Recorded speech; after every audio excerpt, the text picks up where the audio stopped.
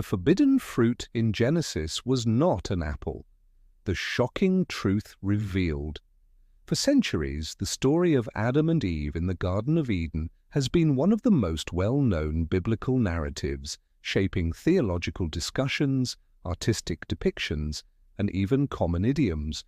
But there's a problem, one that might shake the very foundation of what you thought you knew. The forbidden fruit? It wasn't an apple, the apple that wasn't there.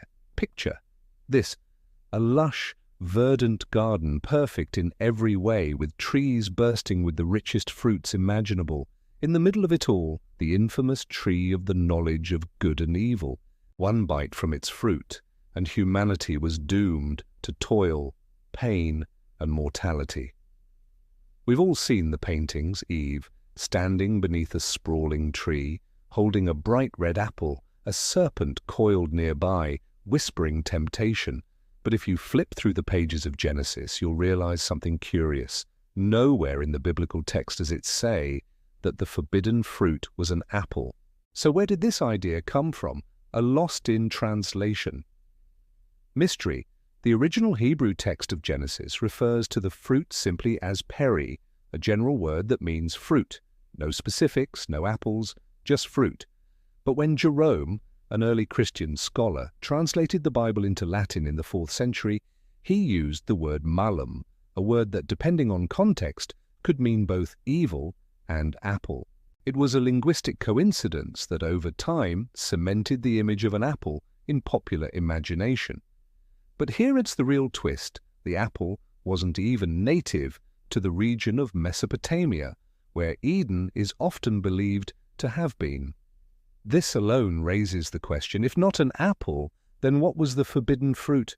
The real forbidden fruit candidates, scholars, theologians, and historians have long debated this question. Several intriguing candidates emerge from biblical, historical, and cultural contexts. One, the fig, perhaps the most compelling argument, is that the fruit was a fig. Why? Because immediately after Adam and Eve eat the fruit, they realize their nakedness and sew together fig leaves to cover themselves. Genesis 3:7.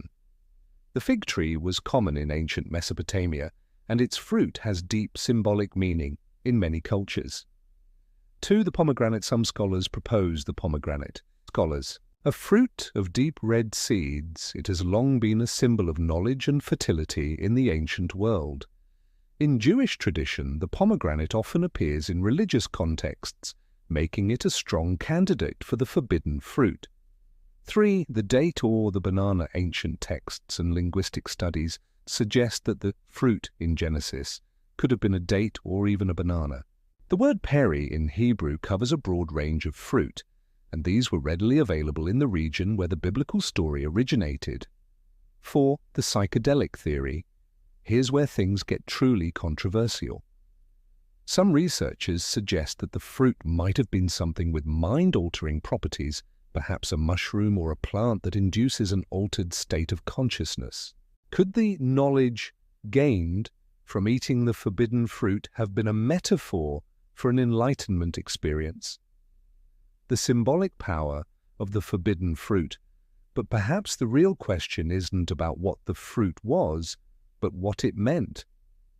The forbidden fruit is, at its core, a symbol of disobedience, the loss of innocence, and the introduction of free will. The real power of the story isn't in the specific fruit, but in what it represents, the human desire for knowledge and the consequences of defying divine instruction.